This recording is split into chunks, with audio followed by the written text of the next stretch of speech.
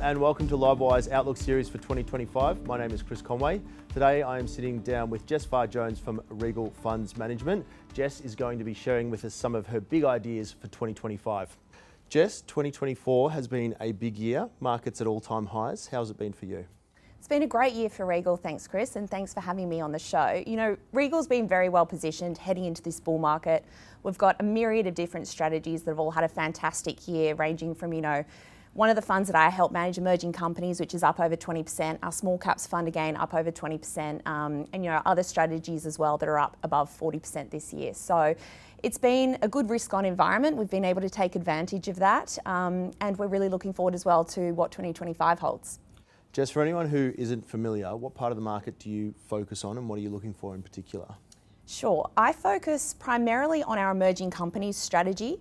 This invests in listed small and micro caps and also unlisted pre-IPO opportunities. But more recently, I've also been helping to manage our absolute return fund and our market neutral fund. And specifically within the sleeves that I help manage there, I'm looking for really attractive Aussie and global small to mid cap opportunities. These are typically more on the growth end of the spectrum. I'm looking for really high quality companies at reasonable valuations and typically with near-term catalysts that we can take advantage of. And what's unique or different about the way you invest, Jess? I would say Regal has a unique place in the Australian market. We have a very deep team of fundamental sector specialists, research analysts doing amazing bottom-up work on hundreds, if not thousands of different companies all around the world. So an amazing research team, but that's also coupled with a fantastic dealing team and unparalleled access across ECM opportunities across the market. And so Regal acts as a market maker and a liquidity provider as well. So we kind of balance these two strategies, which can deliver really exceptional returns overall. Let's get to some stock picks for 2025, Jess. Again, 2024 has been such an amazing year for growth. What's one stock that you think will have amazing growth in 2025 and why? One area that we're particularly excited about is, of course, the AI revolution that's going on at the moment. What's interesting though is in the ASX, there's not that many ways to play this thematic. So you see great companies like NextDC and the soon to be listed DigiCo Infrastructure REIT, they command very premium multiples. So NextDC trades at 50 times EBITDA, DigiCo REIT's going to list later this week at 44 times FY25 EBITDA. So there's a US listed small cap stock that we're very excited about. It's got a $4.5 billion market cap at the moment. It's called Core Scientific. The ticker is CORZ. And it is leveraged to this digital infrastructure thematic and these enormous AI tailwinds that are going to play through the next, decade plus. And one of the reasons why we really like it is it's had the most amazing turnaround that I've actually ever seen in my investing career. It has 1.3 gigawatts of contracted power, and it has taken 900 megawatts of that, and it has basically changed that from Bitcoin mining to pursuing this AI data center opportunity. And over the past 6 months, it's signed a series of agreements with CoreWeave, which is the largest GPU as a service company in the world. It's backed by NVIDIA. It's likely to go public next year. It's currently got a $23 billion valuation. And this is the marquee customer for Core Scientific for their data center operations. They've signed a 12-year agreement which involves $9 billion US of revenue accruing to Core Scientific at 75 to 80% profit margins over that period. So it's a truly exceptional deal. This will see them generate in Aussie dollar terms over $1 billion of revenue and over $850 million of profit per annum from this one marquee deal. So we think it's significantly undervalued at the moment. And just to put it into context, that 500 megawatt deal it signed with CoreWeave, that compares to NextDC's contracted capacity of 173 megawatts and DigiCo REIT's capacity of 67 megawatts. So it's multiple times the scale, multiple times the revenue and profit, but a fraction of the multiple as it stands today. Jess, I'm equally impressed with the stock pick as I am with you remembering all those numbers. That was fantastic. Thank you. Jess, let's talk about breakout industries. Which industry do you think will break out in 2025 and is there a stock that best represents it? Obviously, one of the big winners of the 2020-2021 bull run was the biotech sector. This is your classic long duration risk on sector because its constituents are often investing a lot of money into trials, long dated trials, in the hope that if they are successful, they will result in long dated future cash flows. So they're obviously very sensitive to interest rates and risk sentiment. This sector did very well in the bull market, but it was also one of the sectors that was most hard hit during the 2022 bear market. And it's been somewhat of a laggard in this more recent bull market. So we think if this current bull market can continue and broaden and interest rates, will come down more next year, we think that this sector can perform well. I will caution our listeners, obviously, that it is a risky sector. It is a speculative sector and it is binary in many ways, whether or not these drug companies get approval or not. So the way Regal tends to tilt is that we like to prefer somewhat later stage biotechs with proven efficacy signals already and near-term catalysts. And we think a stock that really fits the bill here is one called Opthea. So Opthea is targeting approval for a drug which addresses a eye disease called wet age-related macular degeneration, or wet AMD. This has a very large addressable market. There's 1 million people afflicted with this disease in the US, 4 current standard of care, but they're all very similar. So there's little differentiation between the existing standard of care, and together there's about $5 billion US of sales at the moment. Opthea has the potential, if successful, to be co-formulated with this existing standard of care and create a blockbuster drug that improves efficacy versus the current standard of care. So they had successful phase 2 trials in 2019. This saw the stock re-rate from 50 cents to above $3. But since 2019, they've spent an enormous amount of time and money funding 2 phase 3 trials. These are due to read out in second quarter next year and mid next year.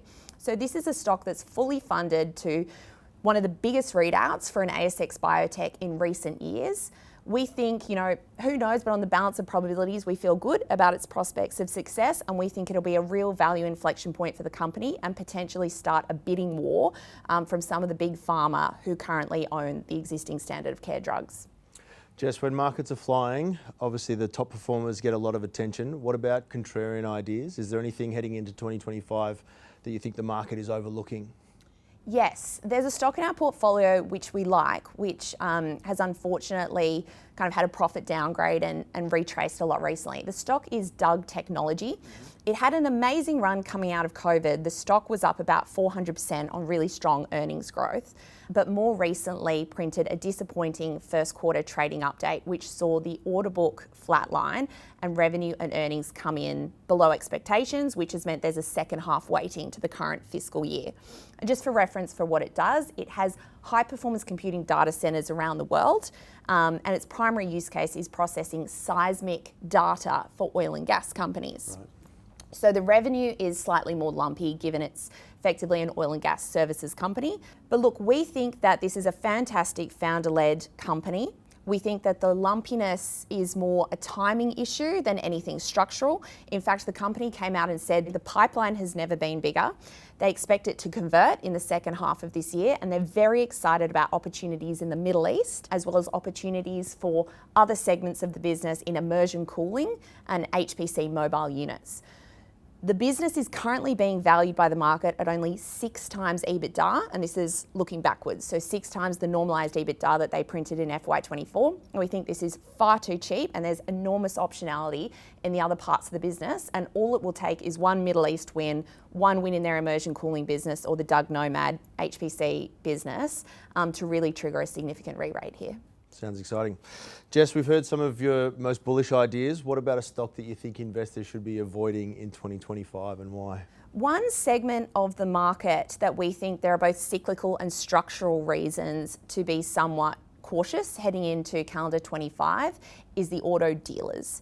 So these guys are grappling with what we've seen play out in other sectors in this post-COVID world. It probably started with the retailers and the e-commerce retailers where we saw supply shortages during COVID and then enormous inventory blowouts on the other side, names like Kogan, which had to go through big periods of discounting.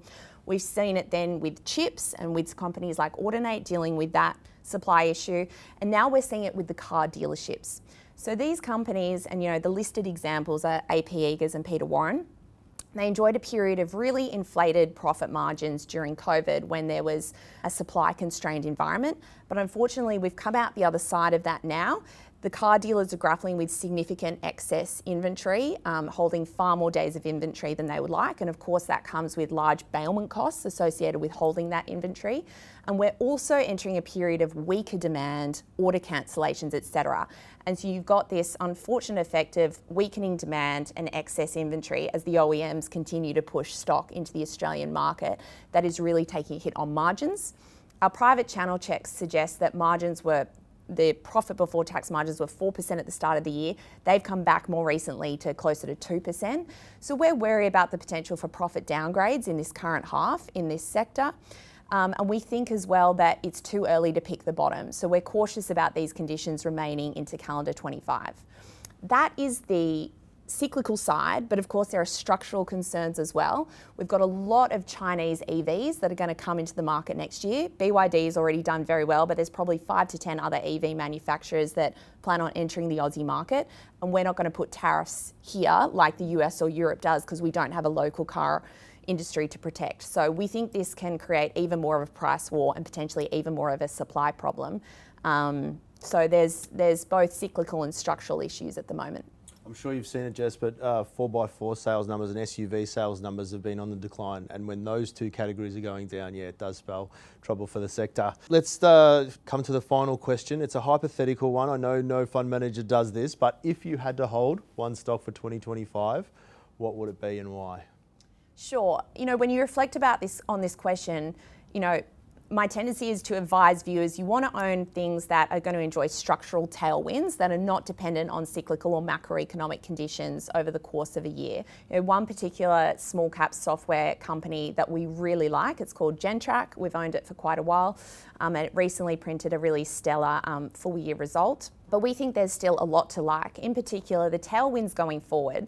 This company is a mission critical billing and CRM software for utilities and water companies. It also has a mission critical ERP system that's used by over 150 airports across 25 countries. So 2 pieces of really great software.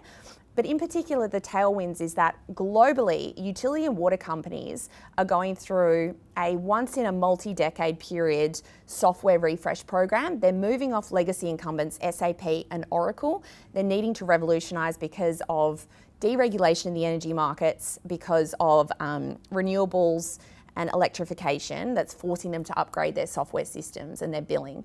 And Gentrack is really well placed to continue to win share from these legacy incumbents. And what the CEO keeps saying is there's not that many players on the pitch. They're really just competing against the likes of Kraken and Kaluza, but it's a very big pie here, a global opportunity. So we think they're really well placed to continue to win. Fantastic management team. Massive history of under-promising and over-delivering when it comes to their results. We think that that will continue. We still think as well, despite the re-rate, that it's very attractively priced.